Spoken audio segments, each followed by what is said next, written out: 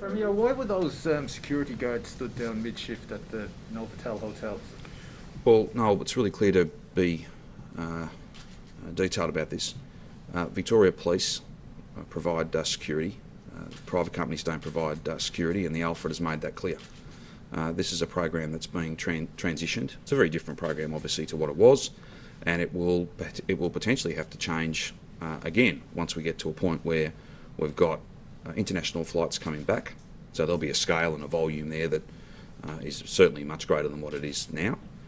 And the other point, of course, is that we await the findings of the board, and I think they will. Again, I'm not preempting it, but I think it's only logical that they're going to have views about what sort of a system should be run, and maybe even who should be required to go into that sort of a quarantine model. So you've got Department of Justice. Start at the top. You've got Corrections Victoria. They are running that program. You've got security provided by Victoria Police. You've got cleaning, for instance. I don't think anyone expects members of Victoria Police to be cleaning rooms, so you've got a company that is employed to do that work. And you've got then Alfred Health, who are providing healthcare, obviously, welfare, some of those other important functions, the importance of which I think has been pretty well canvassed during the work of the board. So what were those spotless workers doing if they weren't providing security? They weren't providing security, and Alfred Health's made that clear. They were providing, I suppose you could say it was an extension of welfare work. I would have thought, they're in place. Someone needs something, if there were an issue, they would go and alert Victoria Police, for instance, and they would deal with that issue. That's the understanding I have. And they got sent home halfway through or midway through the shift. Well, and Victoria Police have taken their place. And why did that happen?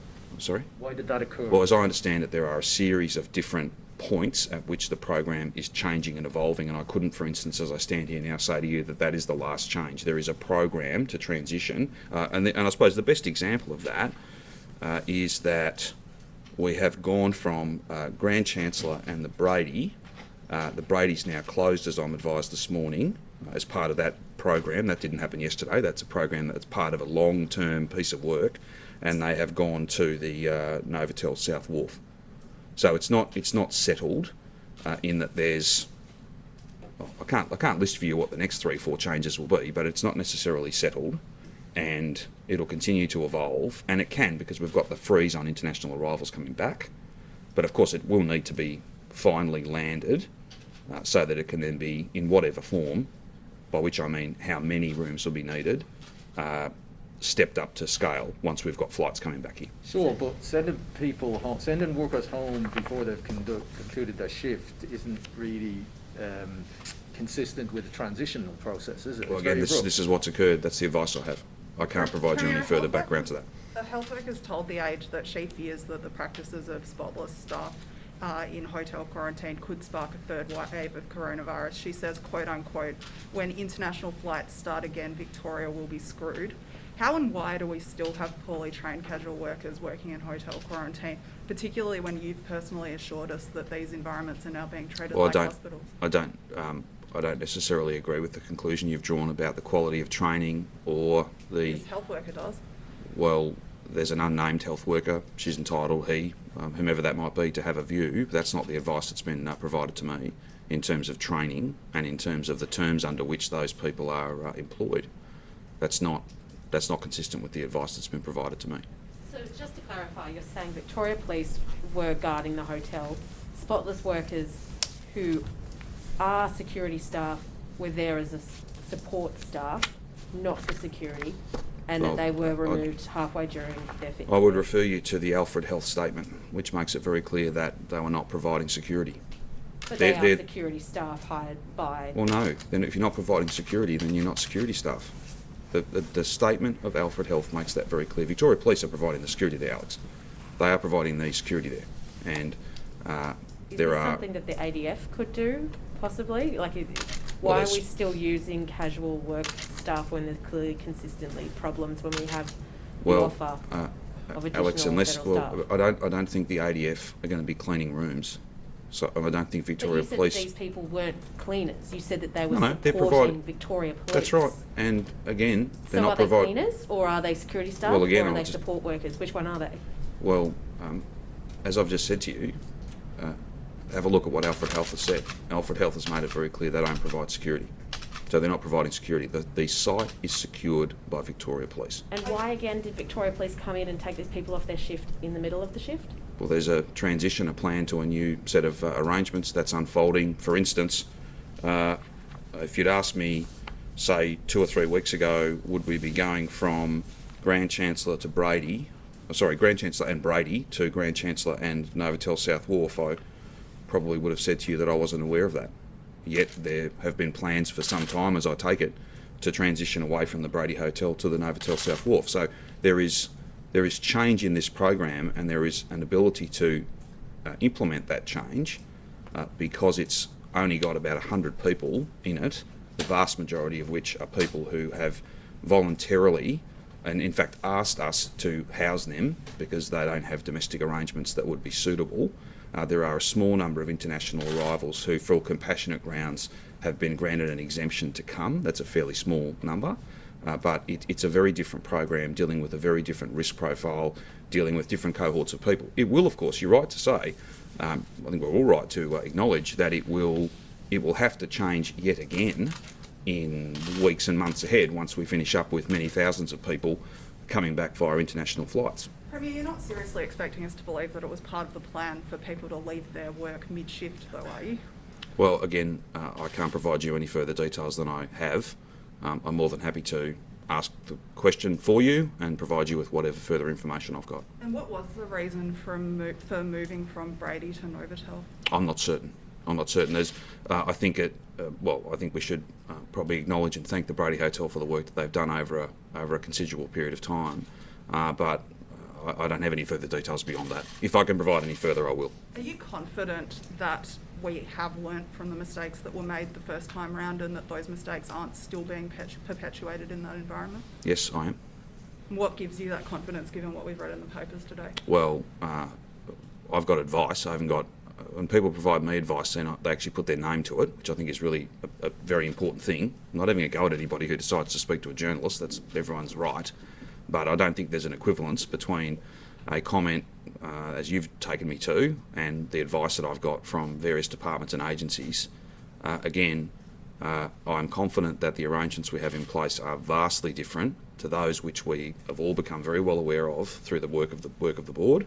But I can't for a moment stand here and say that the model that operates right now wouldn't change again. There wouldn't be further refinements and changes based on practice, based on the recommendations of the board, based on whatever decisions National Cabinet makes, for instance, about who should go into quarantine. There's been some speculation this week about, as the Prime Minister put it, a kind of a triage model.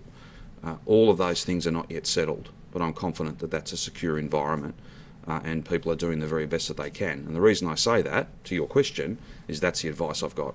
The board made a decision yesterday on the basis of the fact that we did finally find out that there'd been 9 workers who have tested positive who in hotel quarantine since late July. They'd made the decision yesterday to investigate, I guess, reopen their investigation into the current arrangements. Do you welcome that? Well, I haven't seen the exact wording of the board statement, but I think that, again, I don't want to speculate, but I would have thought that this was probably a matter they were already looking at in terms of, as they come to a view potentially about what the program, when it's recommenced at scale, what it should look like. So I'm not sure whether that's a new or a different thing, but what the board looks at and the terms in which they look at it is entirely a matter for them. On hotels again, can you confirm when police went into Novatel? Because Alfred Health have told us just of an hour ago that cleaning staff were being used as floor monitors. I can't confirm that, but I'm more than happy to try and come back to you. So do you know when police were a presence there? No, I can't give you an exact time, but I'm more than happy to have someone come back to you. You also referred us to Alfred Health's statement. They've just confirmed they haven't put out a statement. Who told you that those staff were not being used? I understood that they had made a statement. They haven't made a statement. Well, I was advised by my staff prior to this press conference that they'd made a statement. The Department of Justice and Community Safety has made a statement, but Alfred Health has said nothing. Well, that's not the advice I have. but I'm not wanting to have an argument with you, Candice. So that's the advice that I had. So who told you that they weren't being used as security personnel? My staff have indicated to me that Alfred Health had clarified that matter. If you, I'm happy to check it, but that's the advice that I was provided before I came into the press conference. They've just texted us saying that they heard you talking about the statement, but they haven't put one out. Well, I'm not quite sure whether you want me to be doing any more than what I've just committed. I've just said to you, that's the advice I have. If that advice is not correct, then we'll come back to you. But that's the advice I was provided. Just to clarify, you don't know when police, as Chanel was saying, when police were in those hotels, or if they were in those hotels prior to yesterday? No, police have been in those hotels for months. They've been providing security. They have been in charge of the security of those hotels. I think the question was not whether they were there or not there. It's about whether there were more police went in, as I understood the question. When did they start being a presence there? When were they first moved in there? Was it from the start of... Oh, I can come back to you, but police have been... I will come, as I've just said to you, I'll come back to you, but I don't think it is correct to say that they haven't been there as a feature of this program since it's been reset, or at least the beginning of that reset process. They've been there doing that work and overseeing that work together with Corrections Victoria staff for a lengthy period of time. The only reason I'm hesitant to give you a date is that I don't actually have the exact date, but they've been there from the start of the reset, but the reset is not finished. And it may well be reset further. In fact, I think it's a fair bet that it will be reset further when we go to scale, and when we go from having, say, 100 people in there to having as many as 1,000 people, subject to all the reasons I just listed, triage, how many flights, how many people actually come back. You don't know how much they've increased, that their presence has increased from yesterday, or if there has been an increase in the numbers? I understand there has been an increase, but I can't give you a figure, but I'm more than happy to come back to you. That'll be a matter where we'll simply ask Victoria Police exactly what profile they've got there now. And while we're at it, we'll get the date on which they assumed responsibility and began being a very significant presence there, not necessarily in numbers, but in the responsibility and functions that they have carriage of. Just in terms of that, police generally don't give out the amount of officers that they put on to different things. Can we basically get that waived so we can find out how many That's are not a actually matter. in this? That isn't a matter for me. It's not a security matter though, it's more of a public interest. Well, Would then you can- like to well, see that information released? Well, not. You can put that to Victoria Police.